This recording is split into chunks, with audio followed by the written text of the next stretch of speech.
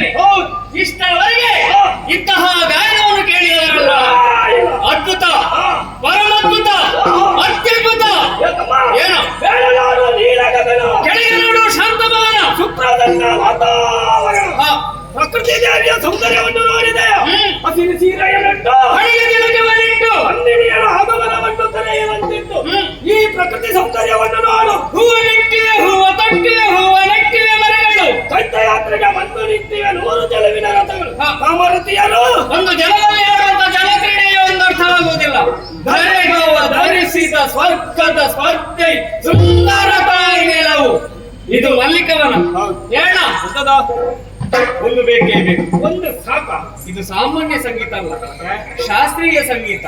ಅಂತಹ ವ್ಯಕ್ತಿಯನ್ನು ಕಾಣಲೇಬೇಕು. ಅದಕ್ಕೆ ನಾವೇನು ಮಾಡಬೇಕು? ಇಲ್ಲೇ ಇದ್ದು ಯೋಚನೆ ಮಾಡುವುದಲ್ಲ, ಬದಲಾಗಿ ಸಂಗೀತ